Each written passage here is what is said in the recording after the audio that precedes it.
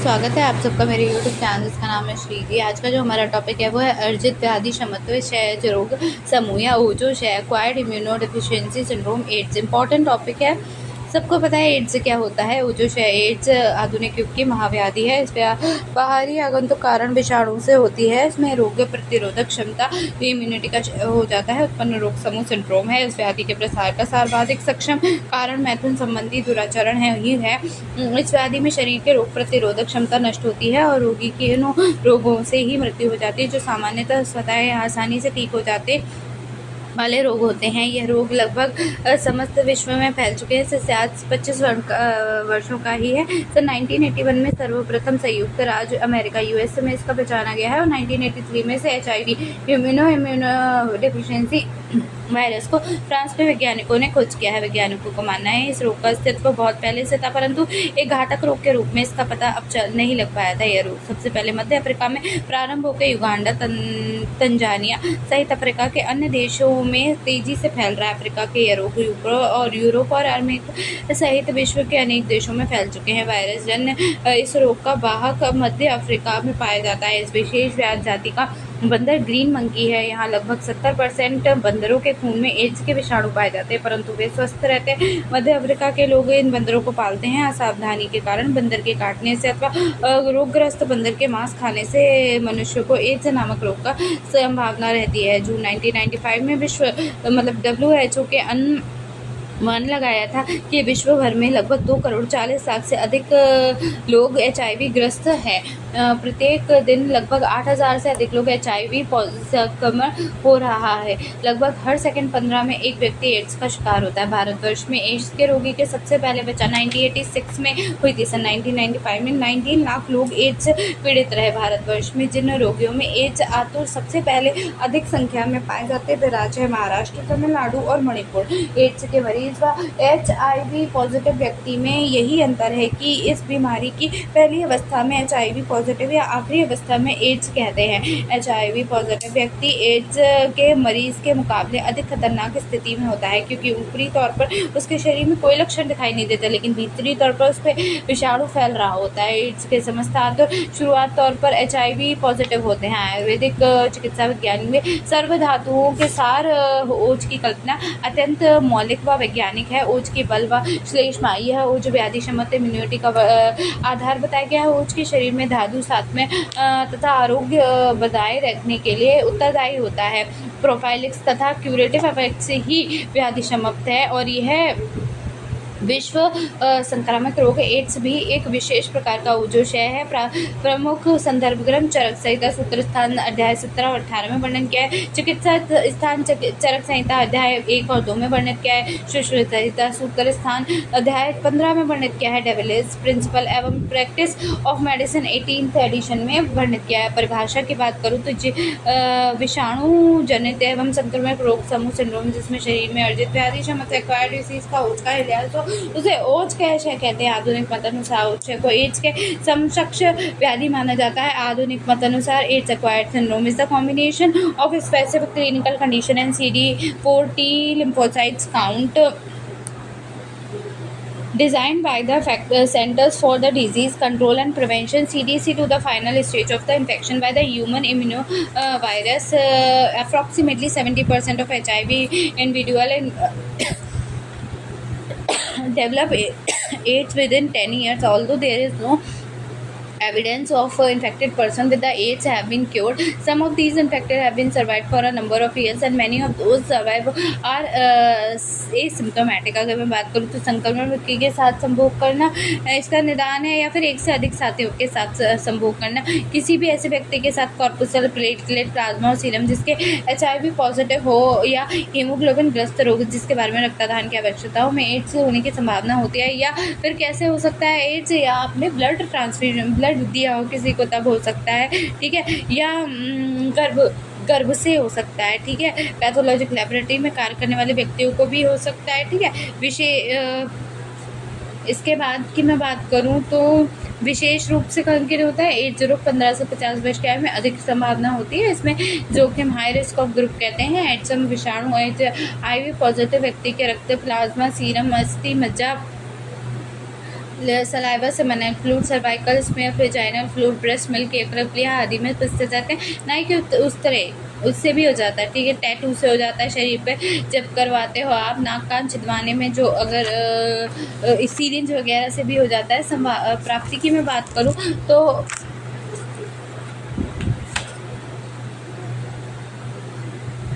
पूर्ण वर्णित सेतुओं को HIV मानव मतलब HIV वायरस को शरीर में कोशिकाओं में प्रवेश कर स्वयं RNA जीवनों को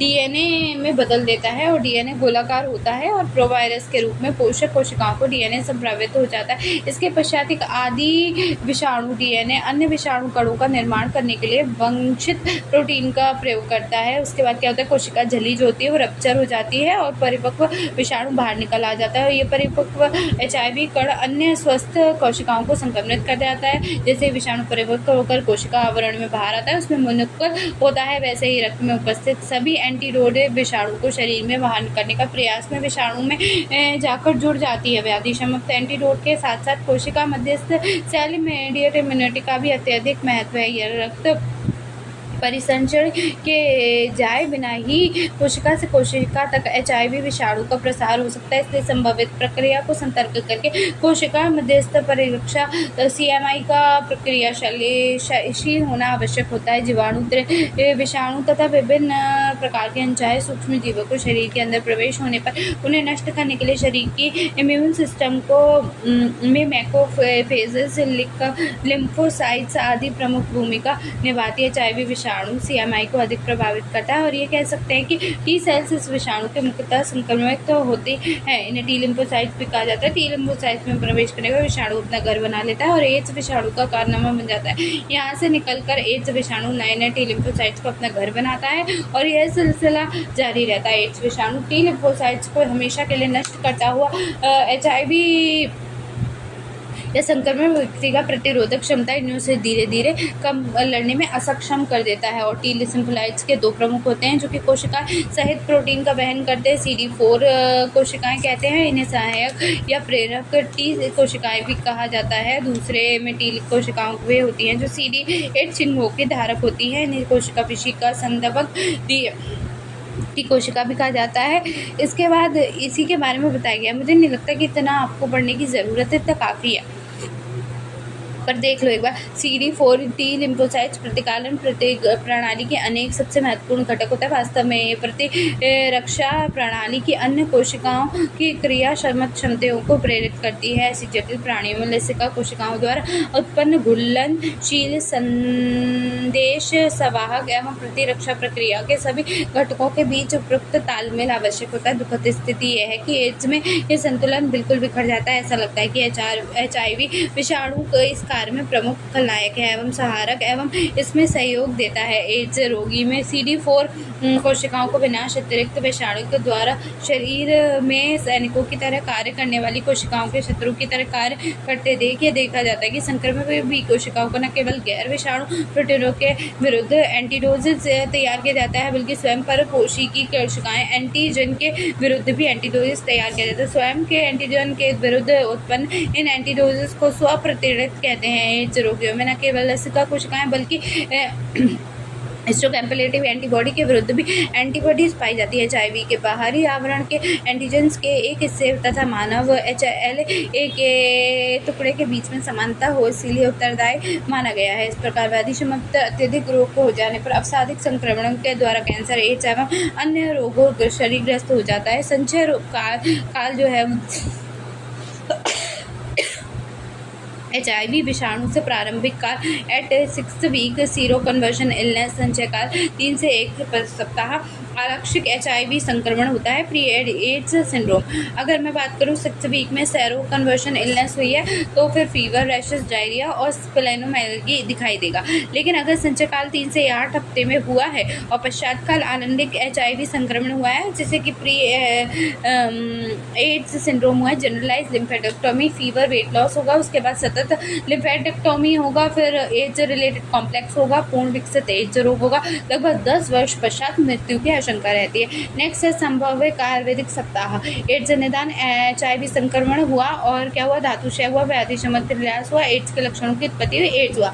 नेक्स्ट है अगर आपने उस एड्स हुआ है और आपने निदान का सेवन किया है, मिथ्या आहार विहार का सेवन किया है, दोष प्रकोप होगा, अग्निमान होगी, आम दोष में निर्माण होगा, साम दोष होगा, सुरता अवरोध होगा, धातु का क्षय, व्याधि क्षमता ह्रास, एड्स के लक्षण होंगे।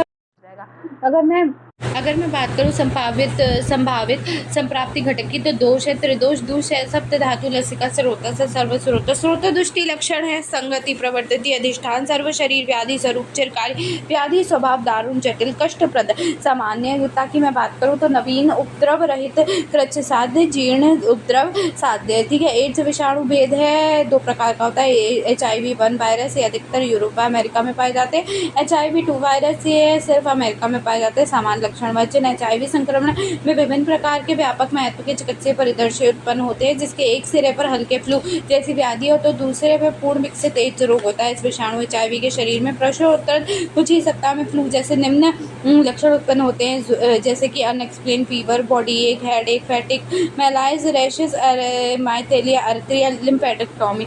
ठीक है। इसके बाद अगर और देखूँ तो diarrhoea for a period of more than 7 days, continuous low grade fever, body loss of appetite, nausea, vomiting, cough, pharynx, night sweats, lymph node enlargement और क्या है, peripheral neuropathy। नेक्स्ट है कि अगर HIV पॉजिटिव आया है तो क्या होगा, प्रभावित कर सकता है tuberculosis, pulmonary and extra pulmonary infections, oral candidiasis, oral hairy leukoplakia, fungal infection, CMV, cytomegalovirus infections, retinitis, loss of vision, pneumonal pneumocystis, carinii pneumonia, toxoplasmosis of brain, splenomegaly, perineal herpes simplex infection and infections of genitals, anorectal, skin and mucosa by herpes simplex 5 type 2, bacterial septicaemia, Kaposi sarcoma, non Hodgkin lymphoma, ओजविंसरस, ओज व्याप्त और ओज क्षय क्या difference क्या होता है। ओजविंसरस में संधि विश्लेष, संधि शूल दोषों का स्वस्थान से च्युत हो जाना, श्रम, थकावट एवं शरीर मानसिक वाचिक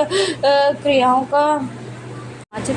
का सम्यक प्रकार से समन नहीं हो पाता आदि लक्षण पाए जाते हैं। ओजो व्याप्त, इसमें गौरवता, अंगों में स्तब्धता, ग्लानि, बड़वे, तंद्रा, निद्रा एवं बाधिक शोक आदि लक्षण मिलते हैं। ओदृश्य, इसमें मूर्छा, मात्सर्य, मोह, लाभ, अज्ञान, पूर्ण वर्णित, विस्त्रंस व व्याप्त के अति वृद्धि लक्षण एवं मृत्यु होना आदि लक्षण प्राप्त होते हैं। रोगों में ओजशय एवं लक्षण के रूप में मिलता है अधिन्यास, ज्वर, पांडु, राजिष्मा, शोथ, प्रमेह, उन्माद, मदात्य, आवृत, वात आदि। उसके बाद इन्वेस्टिगेशंस की मैं बात करूँ तो स्क्रीनिंग टेस्ट एलिसा होता है, पैट होता है, स्पॉट टेस्ट होता है, इम्यूनो कॉम्बो टेस्ट होता है, वेंटिलेशन कंफर्म्ड होता है, वेस्टर्न ब्लॉट टेस्ट होता है, प्लूरोलेंट एंटीबॉडी टेक्निक होता है, पॉलीमर चेन रिएक्शन होता है, रेडियो इम्यूनोएसे होता है। इसके बाद चिकित्सा सूत्र की मैं बात करूँ तो निदान, परिवर्जन, दिनचर्या, रात्रिचर्या, ऋतुचर्या, सद्वर्त का पालन करना और व्यक्तिगत, पर्सनल और सोशल स्वास्थ्य में बनाए रखना और आचार रसायन सेवन करना, ओजोवर्धिक चिकित्सा करना, नैमित्तिक रसायन सेवन करना, संप्राप्ति विघटन करना, लाक्षणिक चिकित्सा व्यवस्थान करना,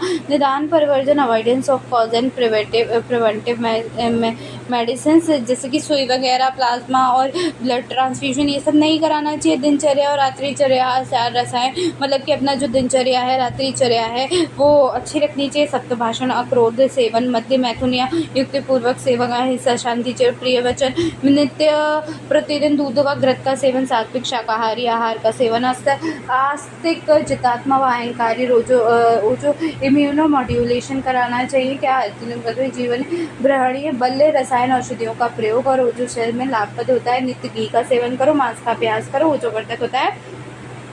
मतलब कि जो एनर्जी को बढ़ाने वाली हो, एनर्जी ड्रिंक्स का लो, ठीक है। नैमित्तिक रसायन का सेवन त्वक रोग, ग्रंथि, राजेक्ष्मा, पांडु, प्राणवय, स्रोतस, दूसरी मानसिक दुर्बलता, चिकित्साएं, शोधन चिकित्सा, एज रोग में अवतर्पण जन्य रोग है अतः इनकी चिकित्सा में ब्रहणी चिकित्सा में सर्वोपरि है, इसमें शोधन चिकित्सा नहीं करनी चाहिए। शमन चिकित्सा, एज के रोगी में निम्न शामक द्रव्य औषधियों का प्रयोग करना चाहिए। रसभस्म लोह में अनुमात्रा है 125 से 250 मिलीग्राम और अनुपान है मधु और दूध। राजमंगरा रस, मृगांग रस, स्वर्ण मालिनी, बसंत, मकरध्वज रस, आनंद भैरव रस, मुक्ता पंचान, श्रृंगारम, शिला, जटव्याधि, लोह आदि। बटी की मैं बात करूँ तो 250 से 500 मिलीग्राम है। अनुपात जल और मधु, शिवा गुटिका, चंद्रप्रभा वटी, संजीवनी वटी, आरोग्यवर्धिनी वटी। चूर्ण की बात करूँ तो मात्रा 2 से 6 ग्राम है। अनुपात मधु और गुड़, सीतोपलादी चूर्ण, आमलकी, रसायन चूर्ण, अश्वगंधा चूर्ण, चतुष्टटी, पीपली, अमृता, सत्व, आसव और अरिष्ट मात्रा 20 से 40 में। अनुपात द्रक्षारिष्ट, बलारिष्ट, अश्वगंधारिष्ट अवलेह मात्रा है 10 से 20 ग्राम। अनुपात है क्षीर दूध, च्यवनप्राश, ब्रह्मा रसायन घृत की मैं बात करूँ मात्रा है 10 से 20 मिलीलीटर। अनुपात है दूध, अश्वगंधा घृत, जीवनीय घृत, दशमूल घृत रसायन है मात्रा है आवश्यकता च्यवनप्राश, ब्रह्म रसायन, पीपली वर्धन रसायन, नागबला रसायन, अमृता रसायन, शिला जतु रसायन, स्वर्ण आम्लकी रसायन, अश्वगंधा रसायन आदि। एकल द्रव्य क्या होता है देखो, कासिनी, बला, तुलसी, अमृता, मुलैठी, भूमि, नंब, आम्लकी, हरिद्रा, शतावरी, भारंगी, पुष्कर, मूल, कंटकारी, अभ्यास आदि। आदर्श चिकित्सा पत्र, निदान, परिवर्जन, प्रातः, सायकान, शिलाजतु आदि। लोह, चतुष्शक्ति, पीपली, अमृता, सत्व, प्रबाल, पिष्टि, मधु से।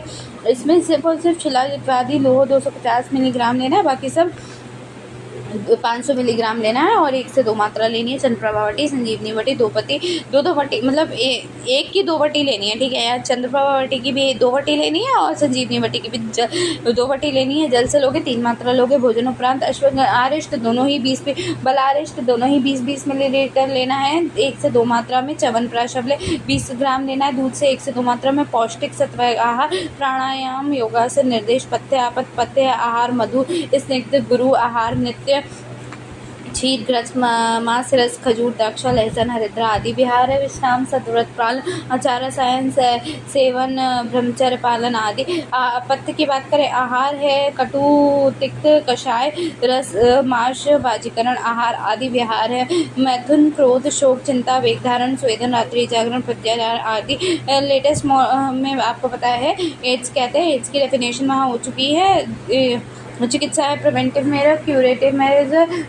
प्रिवेंटिव मेजर्स में measure adopted include health education, modification of risk behaviour through the counselling, use of condoms for prevent, screening of blood units, rational use of blood, bio safely method in the health care setting, curative method, formula rose for health. 4 main goals: treat the HIV infection and antiviral drug, immune restriction, reconstruction, treatment of opportunities infection, arrest of epidermal infection with the vaccines therapy to increase the immune response, thus delaying onset of the AIDS. Preventive to arrest the spread of infection population. Antiretroviral therapy includes nucleoside analogue reverse transcriptase protease inhibitor, non-nucleoside reverse transcriptase inhibitor, progenesis. Despite an increase understanding of the way in which HIV destroy the immune system, only with AIDS life expectancy remains about 10 to 15 years after initial infection.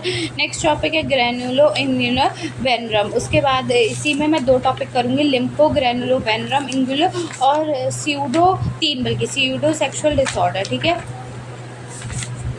यहाँ पर ख़त्म होता है इतना, ठीक है। मिलते हैं कल, बाय।